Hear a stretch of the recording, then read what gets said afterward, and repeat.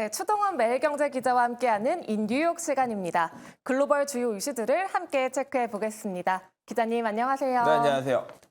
네, 그럼 첫 번째 소식부터 확인해 볼 텐데요. 인플레이션 감축법에 따른 소식인 것 같습니다. 기사 제목부터 보겠습니다. 7,500달러의 미국 세액 공제를 받을 수 있는 전기차 모델 대상이 13종으로 축소됐다는 제목인데요. 어떤 내용인가요? 네, 맞습니다. 지난해만 해도요, 전기차에 대한 보조금이 지급되는 차량의 종이 43종에 달했습니다. 그에 비해서 올해 초부터 시작되는 보조금 제도는 13개 차종으로 줄어든다라는 내용인데요. 절반 이하로 줄어든다라는 것이 핵심입니다. 자, 보조금을 받을 수 있는 자동차를 브랜드별로 살펴보면요.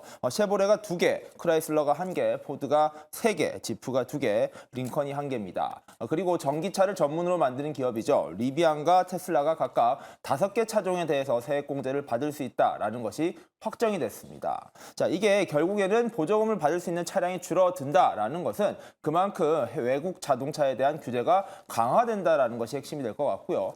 특히 중국 기업들 그리고 중국의 배터리를 사용하는 자동차의 경우에는 그 혜택이 계속해서 줄어들 수밖에 없다라는 것을 미국 정부가 공인했다라는 점에서 의의가 있을 것 같습니다.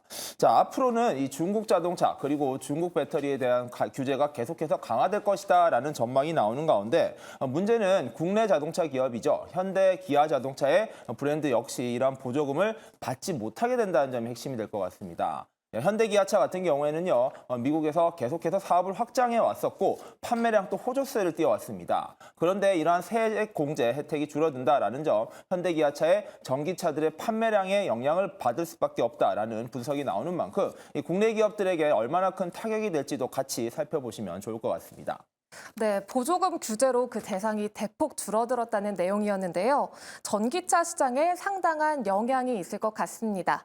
그런 와중에 테슬라의 4분기 인도량 실적이 공개가 됐는데요. 시장의 예상치와 부합하게 나왔나요?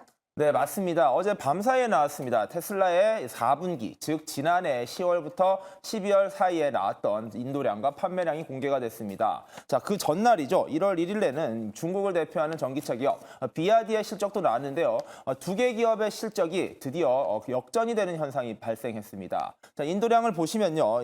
테슬라의 경우에는 4분기 생산량을 49만 4,989대를 기록했고요. 인도량으로는 48만 4,507대를 기록했습니다. 자, 생산량을 연간으로 확산해서 봤을 때 기준으로 생산량은 184만 대를 기록했고 인도량은 180만 대를 기록했습니다. 자, 생산량보다는 인도량이 결국에는 판매량과 일치한다라고 봤을 때는 테슬라가 연초에 계획했었던 180만 대라는 목표치에 딱 맞는 인도량을 기록했다라는 점에서는 부합했다라고도 볼 수 있겠지만 당초 조금 더 높게 더 많이 팔 것이라는 계획보다는 좀 못 미쳤다라는 숫자가 나온 것으로 보입니다. 자, 기대에 못 미친 실적 때문일까요? 테슬라의 주가 같은 경우에도 오늘 248달러로 거의 같은 가격으로 마감을 했습니다. 그만큼 시장에서는 기대치에 못 미쳤다라는 점에서 아쉽다라는 결과로도 해석이 되고 있는데요.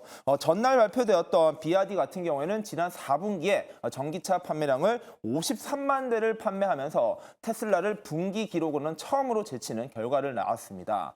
그렇다 보니까 올해 전기차 시장에서 과연 중국 기업들이 이러한 미국의 규제에도 불구하고요, 얼마나 계속 성장할 수 있을지에 대한 관심은 커질 것으로 예상이 되고 있습니다. 자, 중국 전기차 기업들은요, 앞으로도 계속해서 목표치를 상향해 나갈 것이다라고 계획을 밝히고 있는 상황입니다. 비아디는 지난해 301만 대의 전기차를 판매했었는데 올해는 더 많은 차량을 판매하겠다라고 계획을 세우고 있고요.